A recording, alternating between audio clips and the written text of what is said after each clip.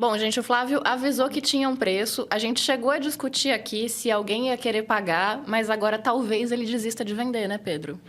Eu não vejo, eu falei isso no ponto de partida de ontem, Luísa, eu não vejo, de ontem não, de segunda-feira, perdão.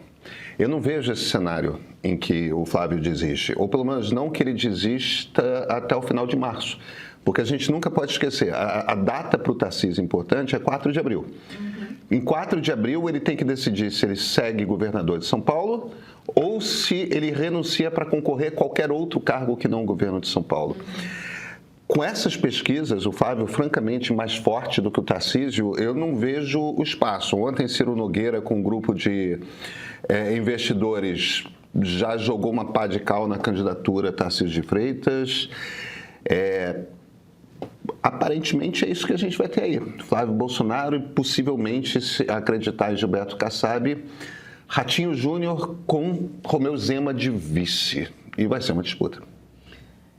Eu queria só acrescentar a isso a ideia de que eu não acho que o Centrão se ressinta tanto assim, embora seja claro que Tarcísio fosse o candidato preferencial do Centrão, dos Bolsonaros, o Flávio é o que tem mais proximidade, é o que tem mais interlocução, é o que tem mais afinidades ali, né? Então, é certamente o melhor cenário logo depois de Tarcísio, que era o favorito para o Centrão. Aí vai pintar... Ratinho, não? Então, acho que Tarcísio e o Ratinho... Eu acho que a dúvida que se coloca agora é essa, mas...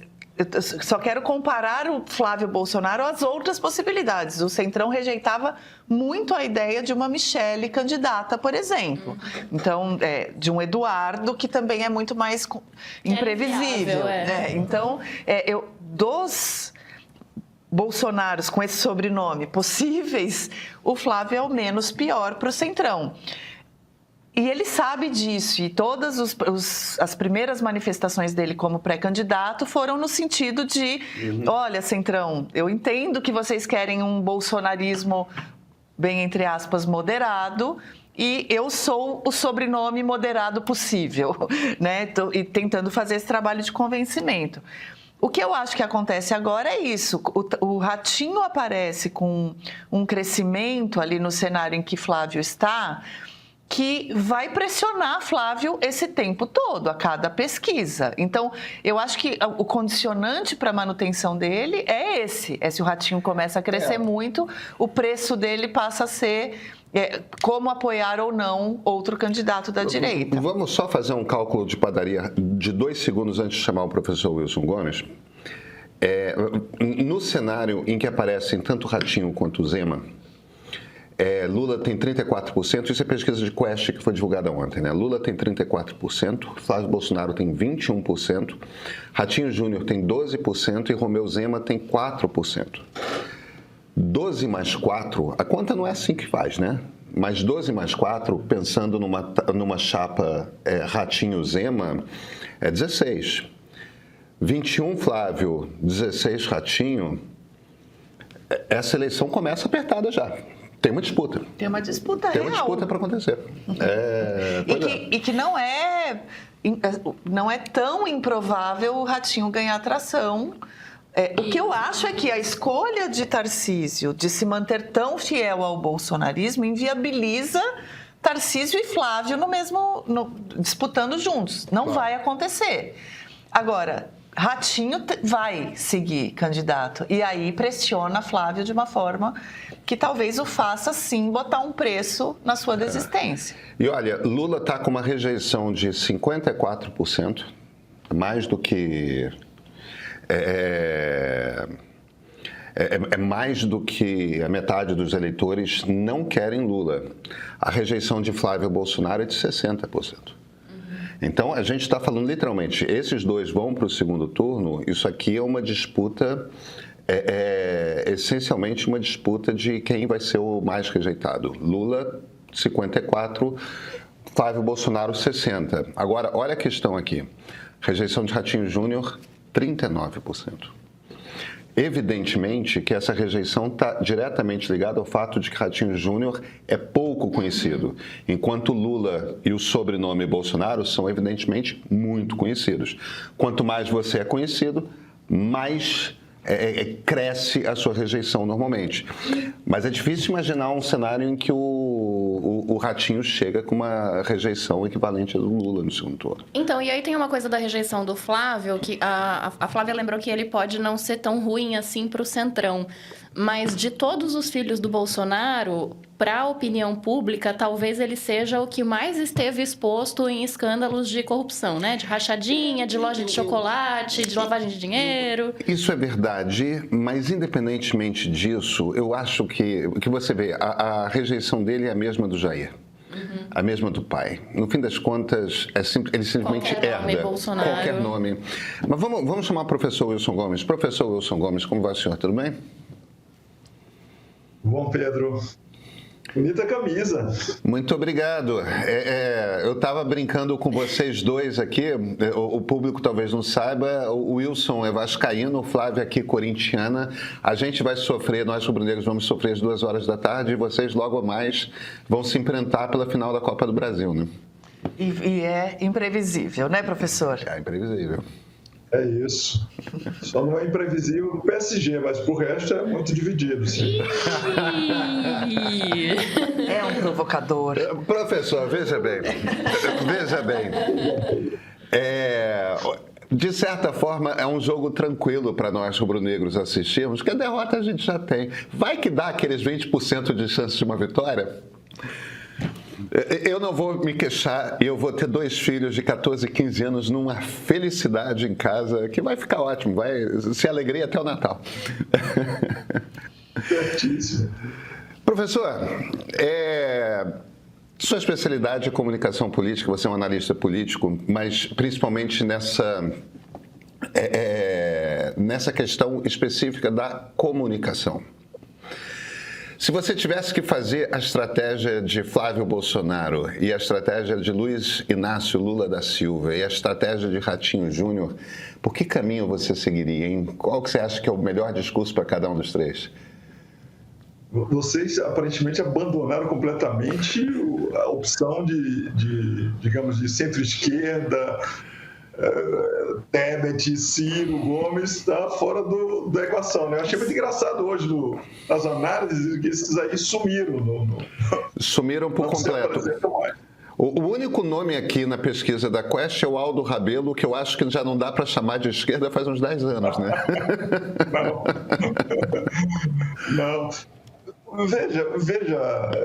Vejam, na verdade, assim, eu não fiquei muito surpreso com o que se desenha até agora. Eu fico imaginando que quem estava torcendo muito pode ter ficado frustrado. Mas quem não estava torcendo, eu acho que não é tão surpreendente assim. Primeiro, eu acho que em eleições, a essa distância, os hipermobilizados saem na frente. Essas pessoas já estão prontas aí, na ponta dos cascos para achar um candidato para chamar de seu, porque para eles tudo é uma disputa eleitoral, né? Os bolsonaristas estão na disputa eleitoral e eles estão super mobilizados. A grande inquietação deles agora é quem estará na chapa para representá-los, né? Para disputar uma eleição que para eles vale tudo, né? Inclusive vale provavelmente, assim, nas projeções, a libertação de Jair Bolsonaro, né? O perdão ou qualquer coisa desse tipo. Então é claro que eles saem primeiro, né? E eu acho que é claro que por inércia, né, eles vão, em primeiro lugar, no nome da família, né, diretamente ungido pelo pai. Podia ter alguma dúvida se ele tivesse escolhido Michele, por exemplo, mas a partida é essa. Então, é claro que seria assim. Né? Assim como é claro para os petistas que é Lula, então, para os lulistas que é Lula. A questão são os outros grupos. Esses grupos já preencheram aí a sua mancha, né? Então, mas tem o resto dos 51% ou 50%. E aparentemente continua igual, né? Quer dizer, nós temos uma cidade dividida eleitoralmente, em que você vê pelo nível de rejeição, etc., que o que pode chegar é ali perto. Então, como é que cada um dos lados vai preencher o que lhe falta para chegar até lá? E as dúvidas vão ser essas. Flávio Bolsonaro tem o que é preciso para poder conseguir o que lhe falta, e aí sim que vai se colocar essa guerra de uma maneira fratricida no campo da direita e da extrema-direita, né? Ou seja, a direita não bolsonarista vai ter que apresentar aí as suas cartas. E eu acho que eles vão tentar comer pela beirada. Talvez tenha candidatos demais, o que dificulta a situação, né? Pelo menos no primeiro turno. Porque tem, além disso, tem outros pretendentes ainda correndo por fora, né? Que desejariam muito essa posição. Eu não faria uma posição tão clara como vocês fizeram aí entre centrão e bolsonarismo. Primeiro, assim, sabe que eu tenho alguma dificuldade com o rótulo centrão hoje. Eu acho que primeiro devia chamar esses partidos pelos nomes, né? E aí você tem 2 nomes de partidos, né?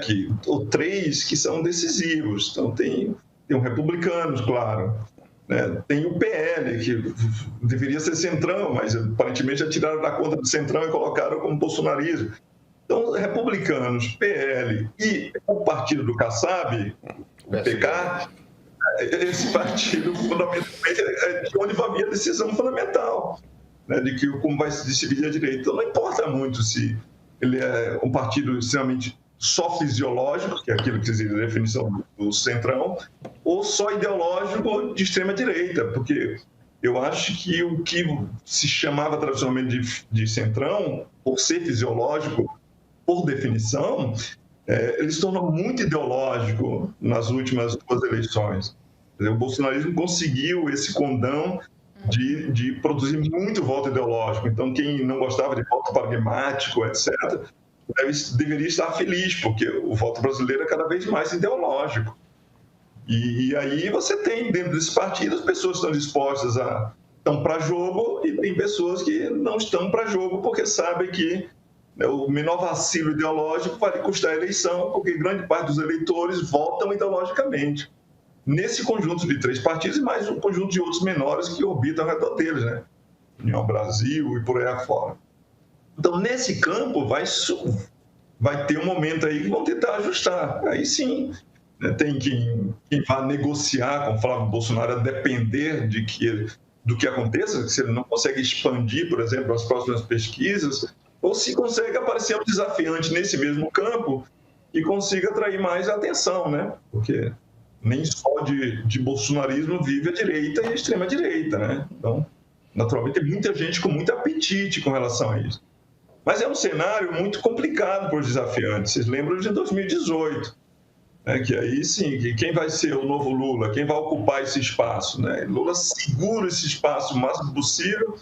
O lulismo faz questão de queimar todo mundo e tal, até que na última hora, quando não tem jeito, Lula libera o lugar, mas só para colocar Haddad debaixo do machado de Bolsonaro, quando já estava tudo decidido. Então, de alguma maneira, se repete, foi um pouco antecipado no caso do bolsonarismo, por causa da prisão de Bolsonaro, mas aí tem um conjunto de pessoas com expectativas de alguma maneira, de restauração de Bolsonaro por meio da eleição e de ter uma candidatura que seja um marcador, um guardador de lugar para Bolsonaro, né, que deixe o lugar quentinho e que possa entregar para ele se acontecer alguma mudança em algum momento, né, esse lugar será devolvido ao seu legítimo dono, como aconteceu com a esquerda em 2018. Então, essa sensação de que alguém precisa guardar o lugar de Bolsonaro e que tem que ser confiável para poder devolver, pode ser um fator eleitoral importante para Flávio Bolsonaro. Ele pode ser, porque tem muita gente que, assim, vota à direita, mas tem muita gente que vota ideologicamente, né? Vota não na direita, mas vota numa pessoa, tem lealdade a Bolsonaro. A lealdade a Bolsonaro, sobretudo, esse discurso Marte, que agora se apresenta, vítima do sistema, um homem enfermo e agonizando no seu leito e tal, esse modo coitadinho que eles estão acionando aí, não deve ser subestimado, né? Quando vai se continuar mantendo esse discurso e tal, ainda tem outra possibilidade, se Bolsonaro morre, alguma coisa desse tipo, né? O efeito eleitoral isso vai ter, não que eu esteja desejando coisa desse tipo, não é do meu feitio. Tá? Agora, é isso. Então, no campo da direita vai acontecer essa mudança, mas tem muitos fatores aí Quem está muito preocupado nesse momento é o pessoal do dinheiro, do investimento, de quem vai botar o dinheiro na campanha, porque precisaria fazer um planejamento mais seguro. Então, eles ficaram meio chocados, né? Naturalmente, é aquela questão, né? Nós preferíamos alguém que fosse mais confiável, um Tarcísio da vida, né? Endossá-lo seria fundamental, era mais tranquilo e tal, mas tem que fazer as contas com o eleitor. E o eleitor da direita e da extrema-direita, desse campo aí, ele tem muita lealdade a Bolsonaro, ele é cada vez mais ideológico, né? E ele quer alguém que guarde o lugar para Bolsonaro. Então, esse fator tem que ser levado em consideração. Estou sem fôlego, simplesmente fantástico. Isso se faz em vida, parabéns ao meio. Que maravilhoso, obrigada por essa obra-prima. É um deleite ouvi-la, grandiosa. Esses são só alguns dos comentários de quem já assistiu ao documentário Fernanda Montenegro, A Luz e o Mistério, no streaming do Meio. Uma conversa como você nunca viu, em que a maior atriz brasileira revisita quase um século de vida de palco. Ela conta da infância do subúrbio, da primeira visão da magia do teatro, da força do rádio, da TV, do cinema. Ao lado de Cora Rona e Ricardo Rangel, Fernanda abre o baú das amizades, das saudades e dos encontros que mudaram a sua história. É íntimo, é emocionante, é histórico. Se você ainda não assistiu, o filme está disponível exclusivamente para assinantes do Meio Premium no nosso streaming. Além dessa produção incrível, nosso catálogo conta também com séries e documentários que você só encontra aqui. Assina, assista e viva esse encontro com Fernanda Montenegro.